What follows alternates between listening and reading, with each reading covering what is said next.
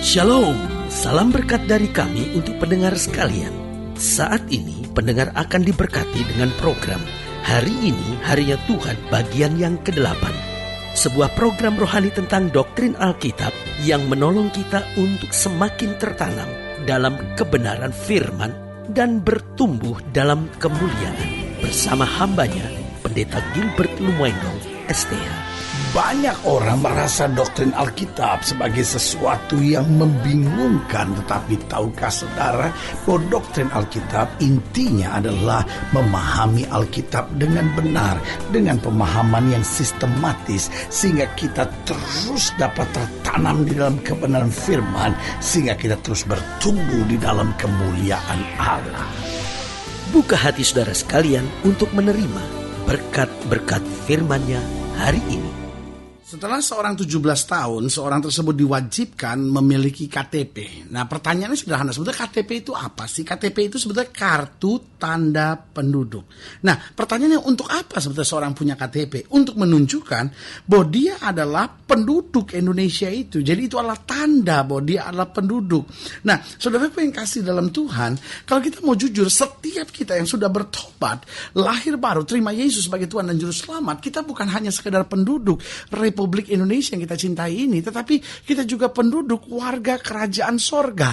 Artinya apa? Kita sudah disediakan tempat. Nah, sekarang pertanyaannya apa tandanya? Nah, saudaraku yang kasih dalam Tuhan, KTP bisa merupakan kartu biasa, tetapi tanda bahwa kita kerajaan sorga itu bukan tertulis pada sebuah kartu, tetapi tanda bahwa kita kerajaan sorga itu tertulis di hati kita. Dan ketika di hati kita ada tanda itu, maka saudaraku yang kasih dalam Tuhan akan nampak jelas dalam kehidupan kita sehari-hari. Nah, saudaraku yang kasih dalam Tuhan, ini sangat menarik untuk kita pelajari karena kita sekarang ini adalah warga kerajaan sorga. Dan saudaraku yang kasih dalam Tuhan, ini yang selalu saya bilang, kita selalu punya alasan untuk bersyukur. Saya tidak bilang bahwa hidup Kristen adalah hidup yang tanpa masalah, hidup yang tanpa persoalan, hidup yang tanpa pergumulan. Kita lewati semua itu, tantangan, pergumulan, masalah-masalah dalam kehidupan ini. Tetapi kita selalu punya alasan untuk bersyukur. Kenapa? Karena kita ingat, kita sementara di muka bumi ini, kita sementara menjadi warga Republik Indonesia yang kita cintai ini, tetapi harinya akan tiba di mana secara kekal kita berada di sana sebagai warga kerajaan sorga yang akan melihat Kristus dalam kemuliaannya, mengalami kuasa kemuliaannya, dan senantiasa bersama dengan Dia. Haleluya. Selamat datang dalam program kita hari ini, Harinya Tuhan, sebuah program rohani yang mengingatkan kepada kita betapa pentingnya kita menjadikan firman Tuhan sebagai dasar keseharian hidup kita. Karena selama kita menjadikan firman Tuhan sebagai dasar keseharian hidup kita, maka langkah-langkah kita penuh dengan mujizat, berkat, kemenangan, dan perkara-perkara yang besar. Haleluya. Dan dalam program ini kita sedang membahas tanda milik Yesus. Nah, saudaraku yang kasih dalam Tuhan, saya begitu percaya barang siapa yang menjadi milik Kristus, kita memiliki tanda spesial. Itu sebabnya Alkitab berkata Allah akan memisahkan antara orang benar dengan orang fasik, karena antara gandum dan lalang juga harus dipisahkan. Tandanya jelas, gandum adalah gandum, lalang adalah lalang. Nah, kalau saudara lihat di akhir zaman, memang mereka masih bersama, gandum dan lalang dibiarkan bersama, tapi pada akhir zaman akan nyata perbedaannya. Saudara tahukah bagaimana memisahkan antara gandum dan lalang? Saudaraku yang kasih dalam Tuhan, keduanya dibiarkan tumbuh bersama-sama dan akan terlihat nanti setelah mereka besar. Kenapa? Karena lalang itu akan terus semakin naik, tetapi gandum waktu mulai berisi, dia mulai tunduk, dia mulai merunduk, sehingga untuk memisahkannya sangat gampang. Kita cabut saja yang tinggi-tinggi itu, karena yang tinggi-tinggi itu pasti adalah lalang. Tapi jangan salah, gandum juga ada yang tinggi.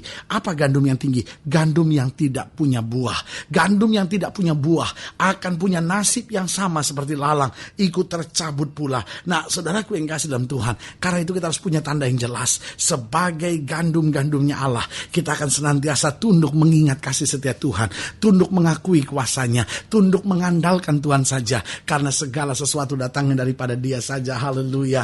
Nah, saudaraku yang kasih dalam Tuhan, pembahasan kita dalam program ini adalah pembahasan yaitu perikop terakhir dari surat Paulus kepada jemaat di Galatia, yang terambil dari Galatia pasal 6 Galatia pasal 6 ayatnya yang ke-11. Jadi dengan program ini kita akhiri surat Paulus kepada jemaat di Galatia. Dan untuk selanjutnya program kita ke depan, kita akan masuk dalam surat Paulus kepada jemaat di Efesus. Nah, Galatia pasal 6 ayatnya yang ke-11.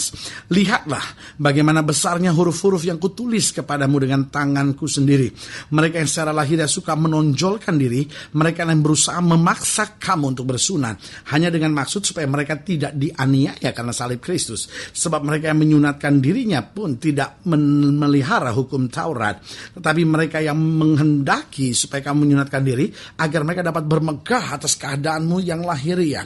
Ayat 14, tetapi aku sekali-kali tidak mau bermegah, haleluya, selain dalam salib Tuhan kita Yesus Kristus. Jadi Paulus mau bilang, aku tidak banggakan hasil pekerjaanku, aku tidak membanggakan apa yang sedang Allah kerjakan melalui hidupku, tetapi Paulus sudah mau jelaskan, kalau aku mau bermegah dalam salib Tuhan Yesus Kristus. Sebab olehnya dunia telah disalibkan bagiku dan aku bagi dunia. Sebab bersunat atau tidak bersunat tidak ada artinya, tetapi menjadi ciptaan baru itulah yang ada artinya. Jadi Paulus mau ingatkan, setelah kita banggakan salib Kristus, maka salib itu yang membuat kita memiliki kehidupan baru. Kita menjadi ciptaan baru, yang lama sudah berlalu. Jangan tertarik terus sama hal-hal yang luarnya. Oh ya, sebagai orang Kristen kita harus begini, harus begini. Akhirnya kita pusing luarnya, tetapi dalamnya, intinya sendiri tidak pernah kita jalani. Ada banyak orang Kristen yang menyebut dirinya Kristen, luarnya Kristen, tapi dalamnya penuh dengan tulang belulang yang busuk. Dalamnya penuh dengan kepalsuan dan kemunafikan. Saudaraku yang kasih dalam Tuhan, jelas ayat yang ke-15 Paulus tekankan, sebab bersunat atau tidak bersunat tidak ada artinya, tetapi menjadi ciptaan baru itulah yang ada artinya.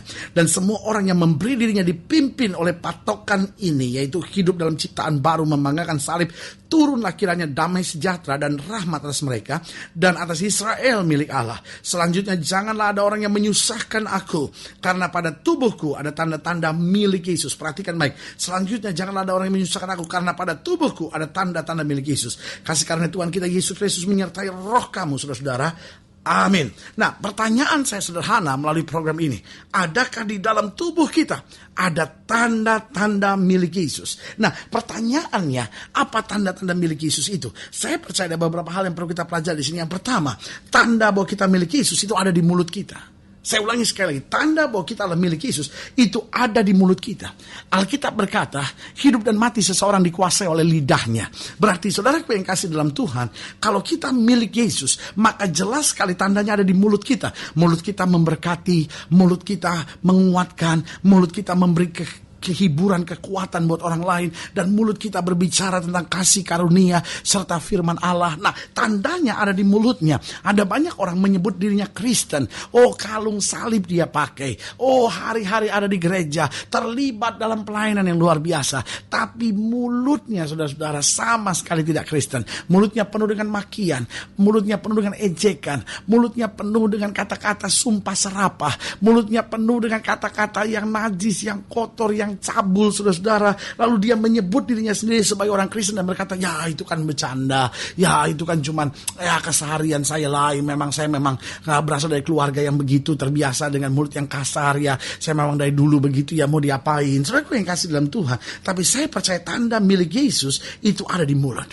Karena waktu seorang diselamatkan oleh Tuhan, saya ingat cerita tentang Yesaya. Yesaya mau sekali dipakai Tuhan, tapi dia bilang, bagaimana aku dari bangsa yang najis bibir. Alkitab berkata, sebelum Tuhan mau pakai Yesaya, dikuduskan dulu mulutnya. Oh, diambil bara, taruh di mulutnya, dikuduskan. Sehingga Yesaya kemudian dapat berkata, ini aku Tuhan, utuslah aku. Tuhan gak pernah bisa pakai Yesaya, Tuhan gak pernah bisa utus Yesaya sebelum mulutnya disucikan oleh Tuhan terlebih dahulu. Jadi tanda milik Yesus ada di mulut.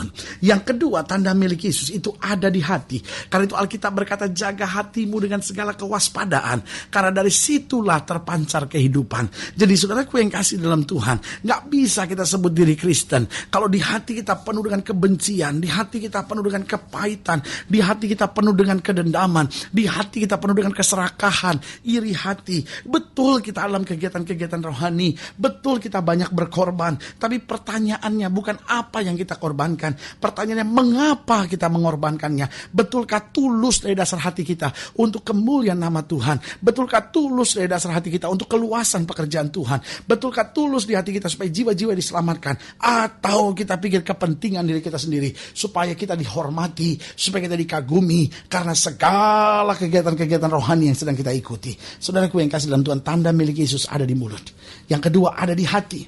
Dan yang ketiga, tanda bahwa kita milik Yesus ada di pikiran kita. Paulus bilang begini, kami memiliki pikiran Kristus. Berarti saudaraku yang kekasih dalam Tuhan, orang-orang yang menjadikan Yesus sebagai Tuhan dan Juru Selamat, Paulus bilang begini, apa yang benar, apa yang mulia, apa yang sedap didengar, pikirkanlah semuanya itu.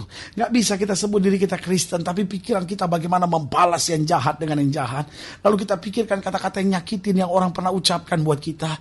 Kita pikirkan bagaimana kita bisa menghalalkan segala cara untuk mencapai keberhasilan yang kita idam-idamkan. Saudaraku yang kasih dalam Tuhan, waktu kita menyebut diri milik Kristus, tandanya harus jelas. Sama seperti kalau kita menyebut diri sebagai warga Republik Indonesia yang kita cintai, kita harus punya tanda, dan tandanya itu bernama KTP. Tetapi tanda milik Yesus bukan sebuah kartu, tetapi ada di mulut, ada di hati, ada di pikiran, dan akhirnya ada di perbuatan. Alkitab berkata, waktu kamu melakukan perbuatan-perbuatan yang baik, orang melihat perbuatanmu dan memuliakan Bapa di sorga.